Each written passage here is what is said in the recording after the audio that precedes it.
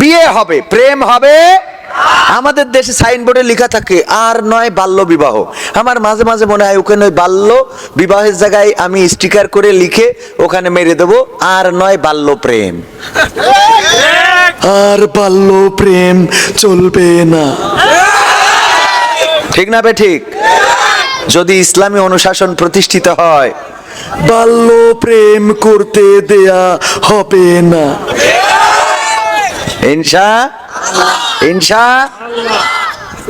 আল্লাহ কবুল করুন, বলেন আমি। ভাইরা আমার, আমি উজুর গোসলের ফরজ বলছিলাম, এগুলো শেখার দরকার আছে না ভাই? লজ্জায় পড়তে হয় তো, শিখবেন। বিয়ে করেছেন, কবরে যাবেন, জানাজার দোয়া, আল্লাহুম্মা গফিরলি হাইয়িনা ওয়া মাইয়িতিনা ওয়া শাহিদিনা ওয়া গায়বিনা ওয়া সাগিরিনা ওয়া কাবিরিনা ওয়া যাকারিনা ওয়া উনসানা, এই যে দোয়াটা আমি যদি আপনাদের ধরি, আমার বিশ্বাস 100 জনে 90 জন পারবেন না। কারণ আমার অ্যানালাইসিস থেকে বলছি, আমার গবেষণা থেকে বলছি যে এই জানাজার আপনি কতটা জানাজা পড়েছেন। এই জানাজাগুলো যে কি পড়েছেন ওখানে, আল্লাহ মরিগে ভালোই। ইমাম সাহেব বলছে আল্লাহু আকবার, বলে এ মনে হয় আমলিকের লোক ছিল। এই ছাড়া তো আর আপনি কি বলেন ওখানে, কি বলেন, মানে আপনি তো পারেন না তো। আল্লাহ আজকে কি করেন, বাদাম টাইনবেন রে, এই বলেন, কি বলেন? অনেক সময় জানা যায় যে মনে হয় যে বক্তৃতা দেশ এত সময়, আবার না জানি কতক্ষণ পরে সালাম ফিরে, আল্লাহ জানে। তাড়াতাড়ি সালাম ফিরলি বাড়ি যেতাম। এগুলো বলেন। আপনি যেহেতু দোয়া পড়েন না, কি পড়েন ওই সময়? আমি একজনে বললাম ভাই নামাজে কি পড়েন? বলছে ওই পড়ি।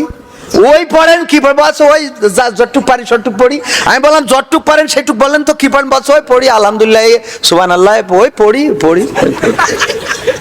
ওই পড়ি। কোন জায়গায় যাব আমি? ওই পড়ি। আমি বললাম সেই ওইটা বলেন, কি পড়েন? তো আপনি জানাজায় দাঁড়িয়ে জানাজার নিয়মটাও জানেন না। বলেন তো জানাজা কয় তাকবীরে? জোরে বলেন কয় তাকবীরে? এই যে এখানে কিছু মাদ্রাসার ছাত্র ওরাই বলে, অনেকেই মুখ বন্ধ রাখে বাবা। অনেক নেতার দেখি জানাজা পড়তে যেয়ে ইমাম যখন বলে দ্বিতীয় তাকবীর আল্লাহু আকবার, রুকুতে যেই দেখে আমি একা কেন। আছে না নাই? নির্বাচনের গরম হাওয়া লেগেছে,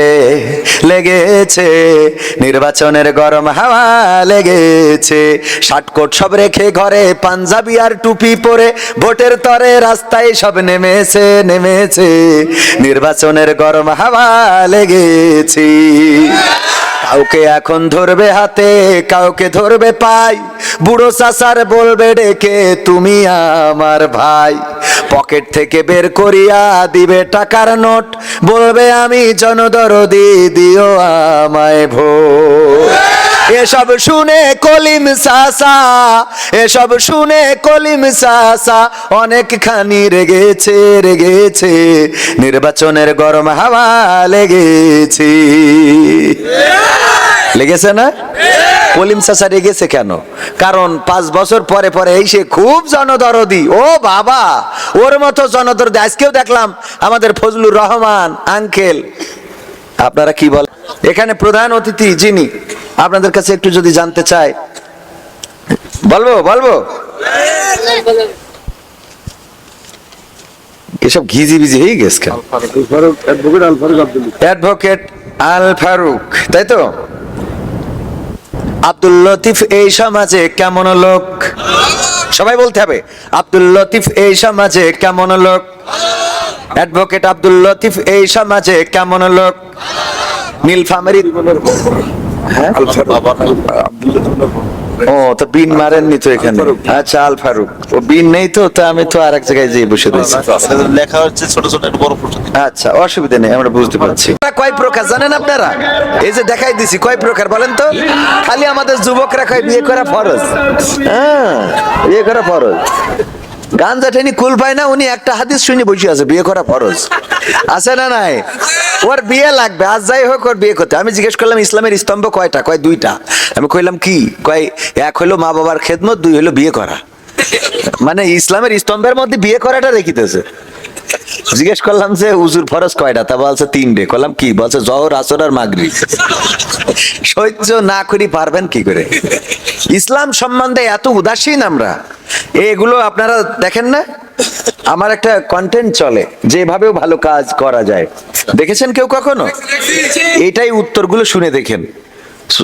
বলি কালেমা তৈয়বা পড়েন তো, কয় আলহামদুলিল্লাহ রাব্বিল আলামিন ওয়ালা দুআল্লিনা আমিন, কালেমা তৈয়বা। দেখেন এগুলো ভিডিও আছে না নাই? আমি যদি মিথ্যা বলি আল্লাহ যেন আমাকে শাস্তি দেয়। সূরা ফাতিহা জানে না, কালেমা তৈয়বা জানে না, উজুর ফরজ জানে না, কবরে যাইতে গেছে আর মানে এক পা কবরের মধ্যে অলরেডি। বললাম যে গোসলের ফরজ বাচ্চা কাছে কয়টা? কয় 5টা। কইলাম গোসলের ফরজ জানেন কয়টা? তা কয় না এটা জানি না। একজন কয় 2টা। কইলাম কি? বলছে গোসল করার আগে উজু করা আর গোসল করার শেষে উজু করা। মানে এক গোসলে 2বার উজু করতে হবে। সত্য বলছি, সত্য ঘটনা।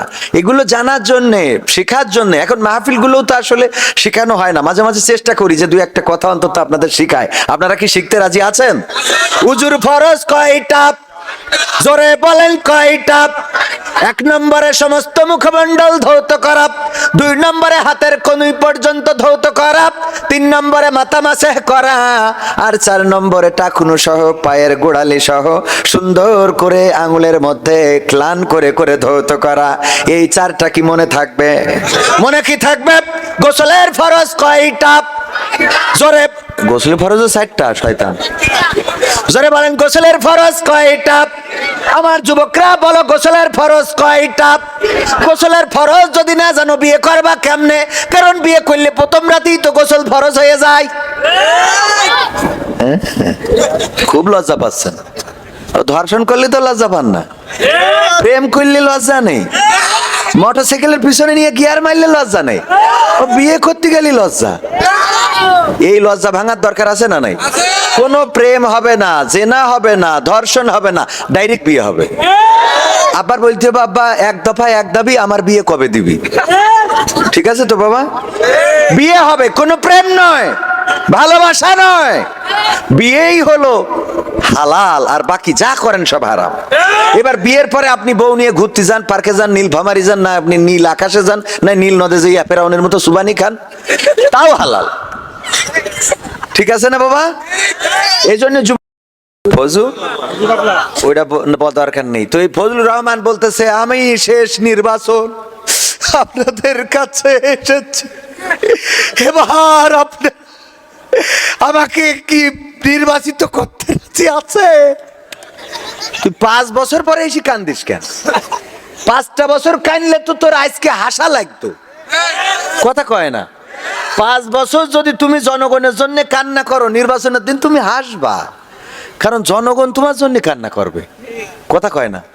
আমাদের দেশে উল্টো, ওর টার্গেট হইলে এই 1-1.5 মাস কান্দে কাইটি কোনোভাবে পার হতে পারলি, বাকি কান্দা তোকের কান্দাবো, বুঝবি আমি কি।